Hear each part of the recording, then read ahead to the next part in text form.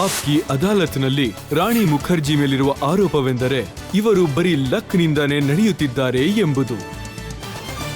ರಾಣಿ, ನಿಮ್ಮ ಮೊದಲನೇ ಸಿನಿಮಾ ಅದು ಹೌದು. ಹಿಟ್ ಆಗ್ಲಿಲ್ಲ.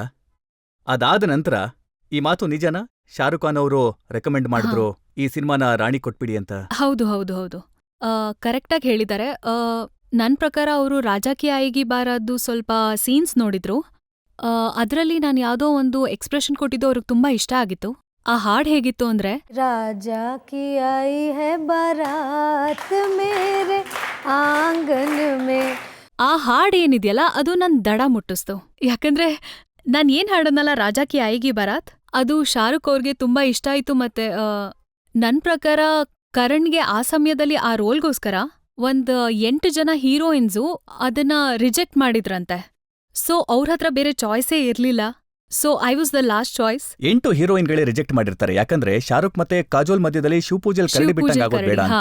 ಕರಣ್ಗೆ ನಾನ್ ಕರಡಿ ಆಗೋದ್ ಇಷ್ಟ ಇತ್ತು. ಅದಕ್ಕೆ ನಾನು ಅವ್ರನ್ನ ಕೇಳ್ದೆ, ಅಣ್ಣ ನೀವೇನಕ್ ನನ್ನ ಕರಡಿ ಮಾಡ್ಬೇಕು ಅಂತಿದ್ದೀರಾ? ಅದಕ್ಕೆ ಅವ್ರು ಹೇಳಿದ್ರು, ಇಲ್ಲ ನೀವು ಬಿಂದಾಸ ಕರಡಿ ಆಗಿ ನಾನ್ ಎಲ್ಲ ನೋಡ್ಕೋತೀನಿ.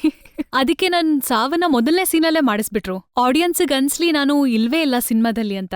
ಎಂಡಲ್ಲಿ ಇವ್ರದೇ ಜೋಡಿ ಆಗತ್ತೆ, ಅಂದ್ರೆ ಶಾರುಖ್ ಮತ್ತೆ ಕಾಜೋಲ್ದು. ಇದೊಂದ್ ಮಾಸ್ಟರ್ ಸ್ಟ್ರೋಕ್ ಆಗಿತ್ತು ನನ್ ಪ್ರಕಾರ ಕರಣ್ದು. ಯಾಕಂದ್ರೆ ಮೊದಲನೇ ಸೀನಲ್ಲೇ ಹೇಳಿದ್ರು ಈ ಕರಡಿ ಇದೆ, ಆದ್ರೆ ಆಕ್ಚುಲಿ ಕರಡಿ ಇಲ್ಲ.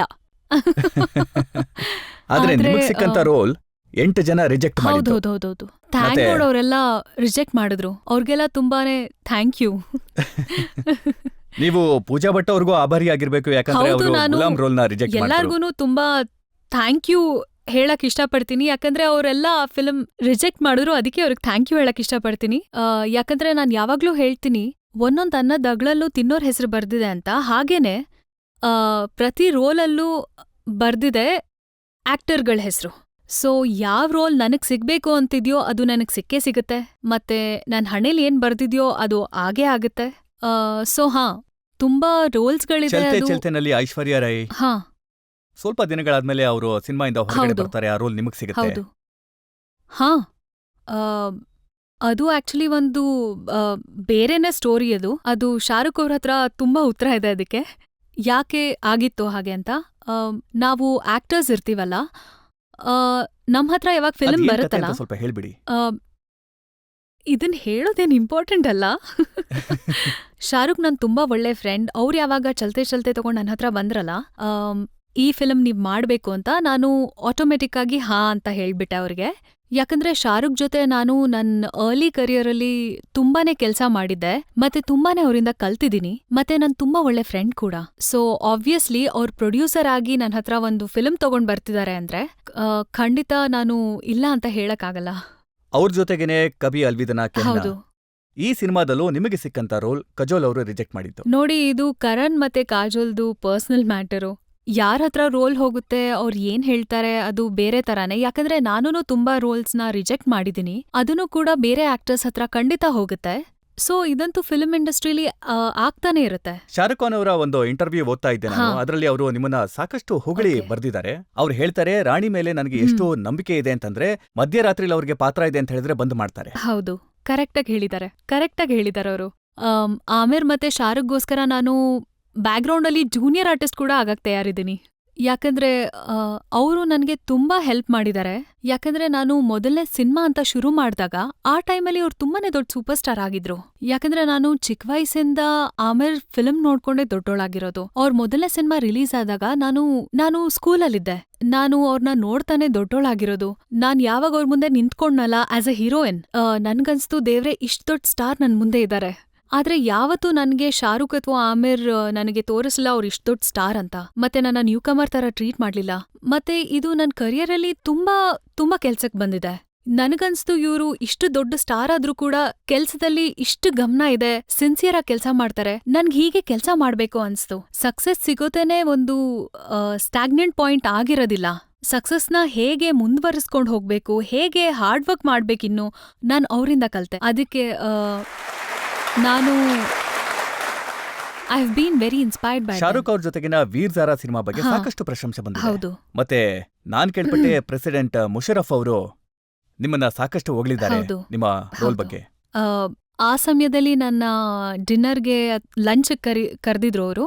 ಆ ಟೈಮಲ್ಲಿ ನನಗೆ ತುಂಬಾ ಖುಷಿಯಾಗಿತ್ತು, ಯಾಕಂದ್ರೆ ತುಂಬಾ ಒಳ್ಳೆ ಬ್ಯೂಟಿಫುಲ್ ಆಗಿರೋ ಸಿನಿಮಾ ಆಗಿತ್ತು ವೀರ್ಜಾರ.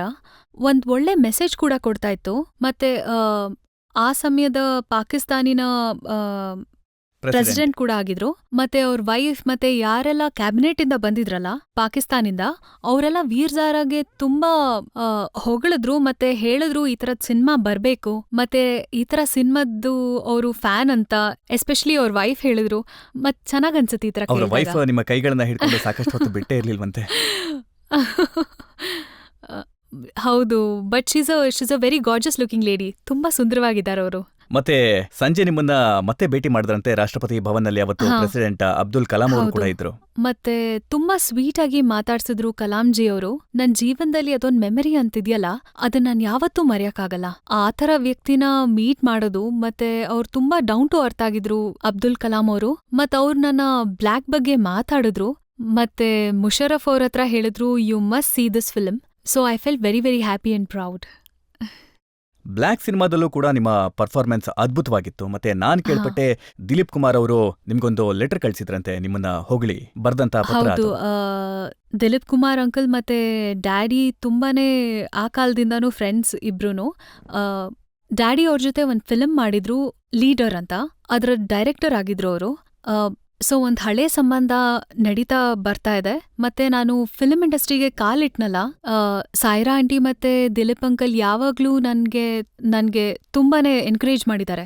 ಮತ್ತೆ ಅವ್ರು ಯಾವಾಗ ಬ್ಲ್ಯಾಕ್ ಪ್ರೀಮಿಯರ್ ಬಂದು ನೆಕ್ಸ್ಟ್ ಡೇ ನನ್ಗೆ ಒಂದು ಲೆಟರ್ ಕಳ್ಸಿದ್ರಲ್ಲ, ವಾಪಸ್ ಅಳಕ್ ಶುರು ಮಾಡ್ದೆ.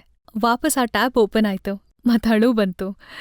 ನನಗೇನನ್ಸ್ತು ಅಂದ್ರೆ, ನಮ್ಮ ಫಿಲ್ಮ್ ಇಂಡಸ್ಟ್ರಿಯ ಅತಿ ದೊಡ್ಡ ಶೆಹೆನ್ಶಾ ಇದಾರಲ್ಲ ದಿಲೀಪ್ ಕುಮಾರ್ ಅವರು, ಅವ್ರ ಪ್ರಶಂಸೆ ಮಾಡ್ತಾ ಮಾಡ್ತಾ ಜನ್ರು ಯಾವತ್ತೂ ಸುಸ್ತಾಗಲ್ಲ. ಅಂಥವ್ರು ಯಾವತ್ ನನ್ನ ಹೊಗಳಿದ್ರಲ್ಲ, ಆವಾಗನ್ಸ್ತು ನನ್ಗೆ ಇದೊಂದ್ ಜರ್ನಿ ಇದೆಯಲ್ಲ, ಅಂದ್ರೆ ನನ್ನ ಕರಿಯರ್ದು.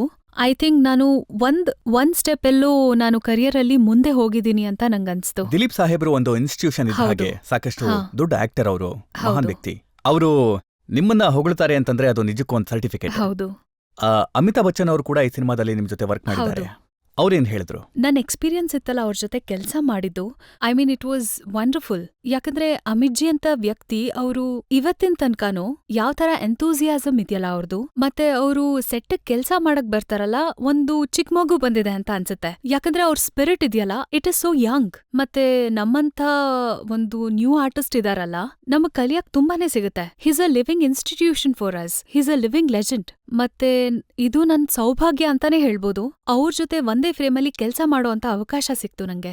ಅವ್ರ ಸಿನಿಮಾನ ನಾನು ಚಿಕ್ಕ ವಯಸ್ಸಿಂದಾನೂ ನೋಡ್ಕೊಂಡು ಅವರಿಂದ ಇನ್ಸ್ಪೈರ್ ಆಗಿದ್ದೀನಿ.